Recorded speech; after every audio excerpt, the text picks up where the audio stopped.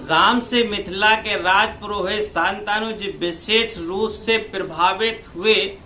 सतानंद जी ने कहा कि हे राम, आप बड़े सौभाग्यशाली हैं कि आपको विश्वामित्र जी का गुरु के रूप में प्राप्त हुए। वे बड़े ही प्रतापी और तेजस्वी महापुरुष थे। ब्राह्मणत्व की प्राप्ति के पूर्व ऋषि विश्वामित्र बड़े पराक्रमी और प्रज्वल वत्सल नरेश थे। प्रजापति के पुत्र कुश, कुश के पुत्र कुशाप और कुशाप के पुत्र राजा गादी थे।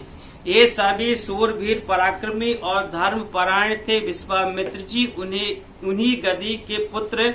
एक बार राजा विश्वामित्र अपनी सेना के साथ वशिष्ठ ऋषि के आश्रम में गए। चूंकि उस समय वशिष्ठ जी ईश्वर भक्ति में लीन होकर यज्ञ कर रहे थे, विश्वामित्र जी उन्हें प्रणाम करके वहीं बैठ गए। यज्ञ क्रिया से निवृत्त होने पर वशिष्ठ जी ने विश्वामित्र जी का बहुत आदर सत्कार किया और उनसे कुछ दिन आश्रम में ही रहकर आतिथ्य ग्रहण करने का अनुरोध किया। इस पर यह सोचकर कि ये मेरे साथ विशाल सेना और सेना सहित मेरा आतिथ्य करने में वशिष्ठ जी को कष्ट होगा, विश्वामित्र जी ने नम्रता पूर्वक विदा होने की अनुमति मांगी। किंतु वशिष्ठ जी के अत्यधिक अनुरोध करने पर थोड़े दिनों के लिए राजा विश्वामित्र को उनका आतिथ्य स्वीकार करने के लिए विवश होना पड़ा।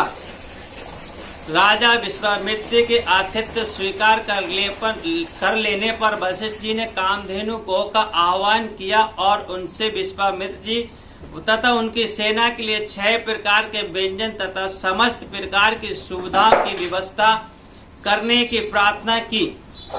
उनकी इस प्रार्थना को स्वीकार करके कामधेनु गौ ने सारी व्यवस्था कर दी। वशिष्ठ जी के अतिथि सत्कार से राजा विश्वामित्र और उनके साथ आए सभी लोग बहुत प्रसन्न हुए।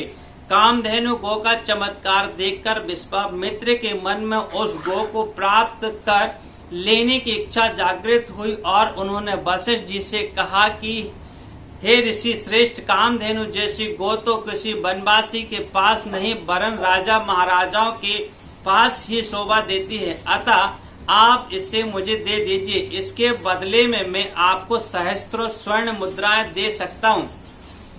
इस पर वशिष्ठ जी बोले कि हे राजन, यह गौ ही मेरा जीवन है और इसे मैं किसी की भी कीमत पर किसी को नहीं दे सकता। वशिष्ठ जी के इस प्रकार कहने पर विश्वामित्र जी के बलात् उस गौ को पकड़ने की आज्ञा दे दी और सैनिकगण उस गौ को डंडे से मार कर हाँकने लगे। कामधेनु ने गौ को क्रोधित होकर अपना बंधन छुड़ा लिया और वशिष्ठ जी के पास आकर विलाप करने लगी। वशिष्ठ जी बोले कि हे कामधेनु, मैं इस राजा को श्राप भी नहीं दे सकता क्योंकि यह राजा मेरा अतिथि है और इसके पास विशाल सेना होने के कारण इसमें युद्ध भी विजय प्राप्त नहीं कर सकता।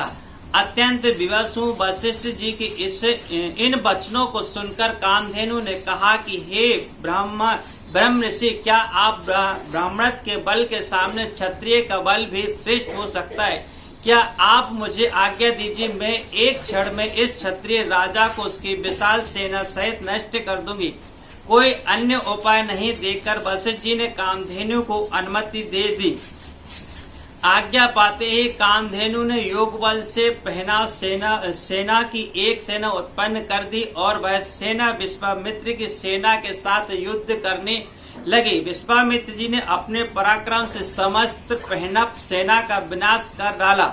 इस कामधेनु ने सहस्त्रों शक, हूण, बर्बर, यवन और काम बोझ सैनिक उत्पन्न कर दिए।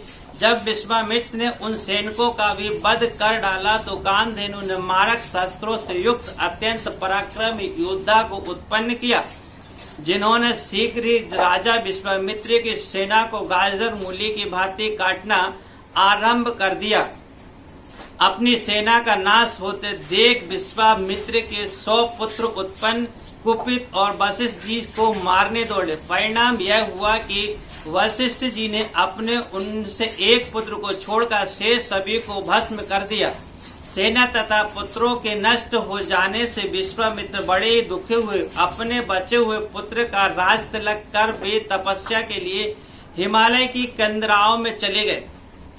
वहां पर उन्होंने कठोर तपस्या की और महादेव जी को प्रसन्न कर लिया।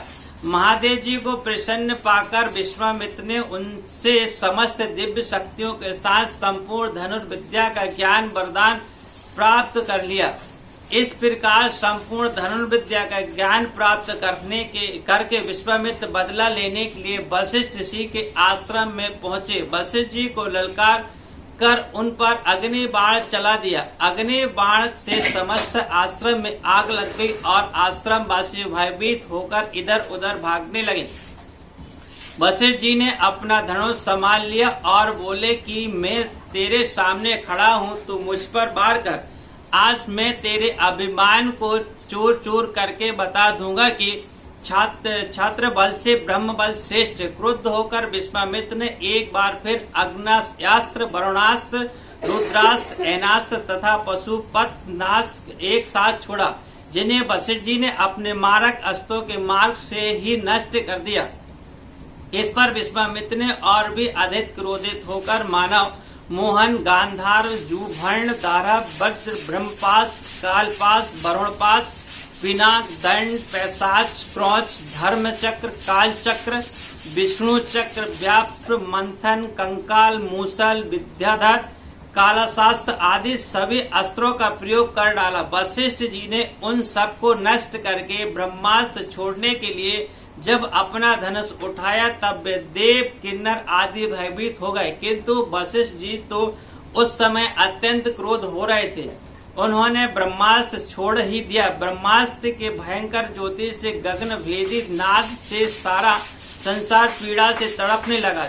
जब ऋषि मुनि उनसे प्रार्थना करने लगे कि अपने विश्वामित्र को परास्त कर दिया, अब आप ब्रह्मास्त्र से उत्पन्न हुई ज्वाला को शांत करें। इस प्रार्थना से द्रवित होकर उन्होंने ब्रह्मास्त्र को वापस बुलाया और मंत्रों से उसे शांत कर दिया।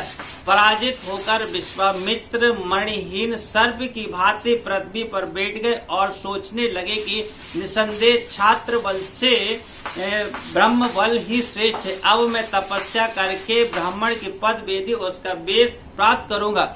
इस प्रकार विचार करके भी अपनी पत्नी सहित दक्षिण दिशा की ओर चल दिए। उन्हें तपस्या करते हुए अन्न का त्याग कर केवल फलों पर जीवन यापन करना आरंभ कर दिया।